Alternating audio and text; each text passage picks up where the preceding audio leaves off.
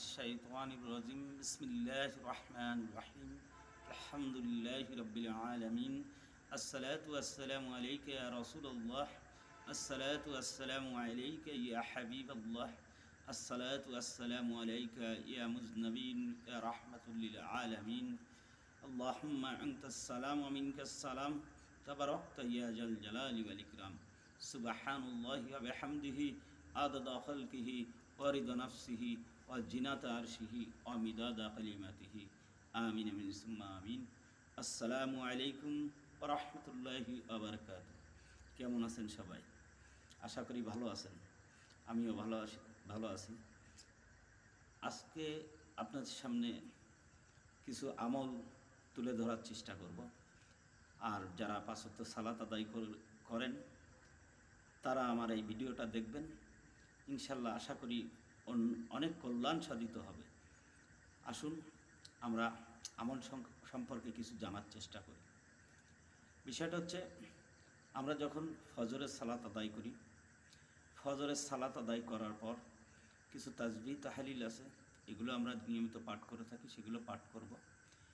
এর সঙ্গে সঙ্গে আমরা প্রত্যেক ফরজ নামাজের পর একবার করে আয়াতুল কুরসি পাঠ করব। আয়াতুল কুরসির এত ফজিলত আল্লাহ রাসূল সাল্লাল্লাহু আলাইহি ওয়াসাল্লাম বলছেন যে প্রত্যেক ফরজ নামাজের পর একবার আয়াতুল কুরসি পাঠ করলো, তার ভিতর আর জান্নাতের ভিতর কোনো তফাৎ নেই। তো এক সাহাবা তখন আল্লাহ রাসূলকে বলছে, আল্লাহ রাসূল, আমি তো প্রত্যেক ফরজ সালাতের পর আয়াতুল কুরসি পাঠ করি, আমি তো জান্নাতে নাই, দুনিয়ায় আছি। তখন আল্লাহ রাসূল বলছেন, তোমার জান্নাতে যেতে একটা জিনিস বাধা, সেটা কি? মৃত্যুর সঙ্গে সঙ্গে তুমি জান্নাতে যাবা। এত ফজিলত আয়াতুল কুরসির যে কথা আমি আপনাদেরকে ভাষায় বলে বোঝাতে পারবো না। যাই হোক, বিষয় হচ্ছে এরপরেও আরও কিছু আমল আছে। আমলগুলো অনেকে জাদু করে, তাবিজ কবজ, বান, সেরেকি, কালো জাদু, এগুলো তাবিজ কবজ সম্পূর্ণ শিরিক। তাবিজ কবজ করা নিষেধ ইসলামে।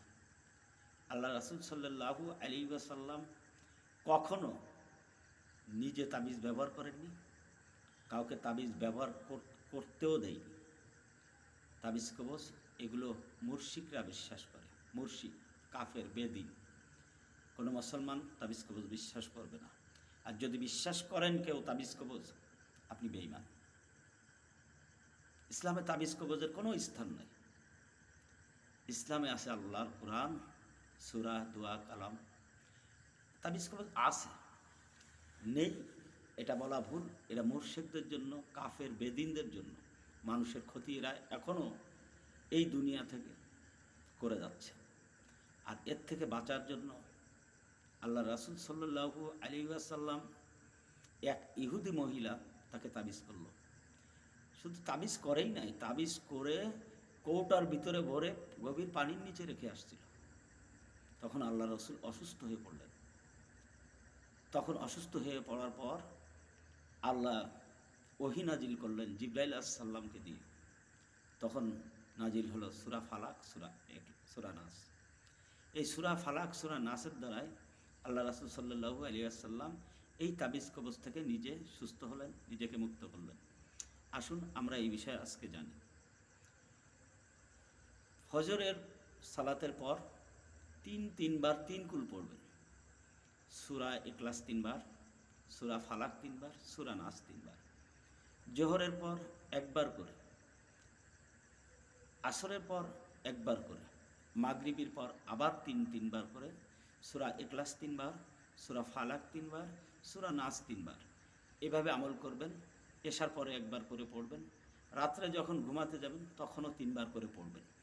ইনশাআল্লাহ আল্লাহর এই কোরআনের আয়াতের ফজিলতে, রহমতে পৃথিবীর কোনো জাদু, টোনা, বান, কালো জাদু, যত প্রকার খারাপই আছে, আপনার একটি পশমেরও ক্ষতি করতে পারবে না। বিশ্বাস করেন? যদি না করেন আমলটা করেই দেখেন। তবে সত্য, আপনাকে নামাজি হতে হবে। আল্লাহর প্রথম হুকুম, প্রথম ফরজ 5 ওয়াক্ত সালাত।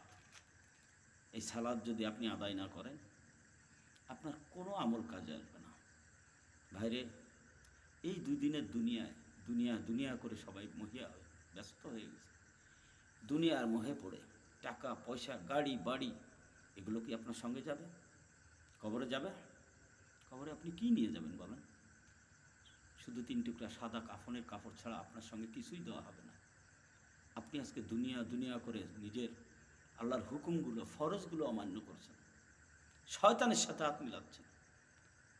আল্লাহ রাসূল সাল্লাল্লাহু আলাইহি ওয়াসাল্লাম বলেছেন, যে ব্যক্তি ফজরের নামাজ পড়ল সে ব্যক্তি আল্লাহর জিম্মাদারিতে চলে গেল।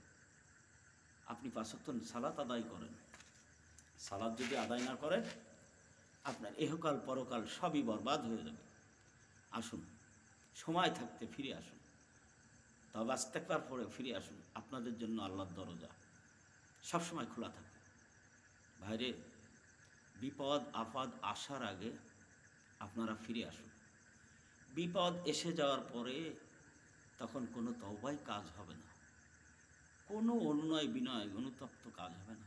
মালাকুল মউত কখন আসবে এই জন্য বলছি, বিপদ আসার আগে আল্লাহর রাস্তায় আপনারা ফিরে আসুন, ইসলামের পথে ফিরে আসুন, ইমানের পথে ফিরে আসুন।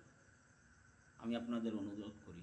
আর আমার এই ভিডিও যারা দেখবেন অবশ্যই তাদের নামাজি হতে, যদি নামাজ পড়েন আমার এই ভিডিও আপনাদের জন্য অনেক কল্যাণ সাধিত হবে ইনশাআল্লাহ। আসেন আর কিছু আমলের কথা বলি আপনাদের। প্রত্যেক ফজরের নামাজের পর, ফরজ নামাজের পর, ফজরের ফরজ নামাজ আদায় করার পর আপনি যদি একবার সাইয়্যিদুল ইস্তিগফার পাঠ করেন, আর মাগরিবের সালাতের পর একবার সাইয়্যিদুল ইস্তিগফার পাঠ করেন, এর ভিতরে আপনার মৃত্যু হলে আপনাকে জান্নাত দেওয়া হবে। আল্লাহ রসুলের কথা, এটা আমার কোনো কথা না। সাইয়্যিদুল ইস্তিগফারের এত ফজিলত। আপনারা কি সাইয়্যিদুল ইস্তিগফার শিখতে চান? ইস্তিগফার বই আছে, বই কিনবেন। তারপর আমি বলে দিচ্ছি, আল্লাহুম্মা আনতা রাব্বি লা ইলাহা ইল্লা আনতা খলাকতানি ওয়া আনা আবদুকা ওয়া আনা আলা আহদিকা ওয়া ওয়াদিকা মাস্তাতাতু আউযু বিকা মিন শাররি মা সানাতু আবুউ লাকা বিনি'মাতিকা আলাইয়া ওয়া আবুউ লাকা বিজামবি ফাগফিরলি ফাইন্নাহু লা ইয়াগফিরু যুনুবা ইল্লা আন্ত। আল্লাহ রাসূল সাল্লাল্লাহু আলাইহি সাল্লাম বলছেন, যে ব্যক্তি ফজরে একবার পড়ল, মাগরিব আসার আগে যদি সে মৃত্যুবরণ করে, সে তার সমস্ত গুনাহগাথা মাফ করে দিয়ে আল্লাহ তাকে জান্নাত দান করবেন। এবং মাগরিবের পর যে একবার পড়ল এই সাইয়্যিদুল ইস্তিগফার, তার ফজরের আজানের পরে সালাত আদায় করার আগ পর্যন্ত যদি সে মারা যায়, তার সমস্ত গুনাহগাথা ভুলটি ক্ষমা করে দিয়ে তাকে জান্নাত দান করবেন। কত বড় দোয়া, কত বড় ফজিলত! একবারও ভেবে দেখেন, কোথায় আছেন আপনি? সালাত আদায় করেন না। আপনি যখন এক ওয়াক্ত সালাত থেকে সরে যাবেন, তখন ইবলিশ শয়তান আপনারে দোস্ত বলে কাছে ডাকবে, বলবে আয় দোস্ত আয়। আরে আমি তো আল্লাহর একটা হুকুম অমান্য করে ইবলিশ হয়ে গেছি, আর তুই তো আল্লাহর 13টা হুকুম অমান্য করছিস, আয় আয়। রাসূল সাল্লাল্লাহু আলাইহি ওয়াসাল্লামের কথা আপনারা তখন ইবলিশ আপনাকে খুব আপন মনে করবে। ইবলিশ বলছে, আমি একটা গুনাহ করে, একটা আল্লাহর হুকুম অমান্য করে ইবলিশে পরিণত হয়ে গেছি, আর তোরা মানুষ, তোদের সব কিছু দিয়েছে আল্লাহ, তো 13টা গুনাহ করলি, 13টা হুকুম অমান্য করলি। এক ওয়াক্ত সালাতে কয়টা ফরজ বলেন? সালাতের ফরজ কয়টা? 13টা ফরজ। সালাতের ভিতরে বাহিরে 13টা ফরজ। আপনি এক ওয়াক্ত সালাত যখন ত্যাগ করলেন, তখন আল্লাহ 13টা হুকুম অমান্য করলেন। একবার ভেবে দেখুন আপনি কি করছেন। আপনি যদি সালাত আদায় না করেন, আপনি তো মুসলমানই না, আপনি তো ইমানদারই না। আল্লাহর প্রথম হুকুম ফরজ সালাত, সে প্রথম হুকুম, প্রথম ফরজ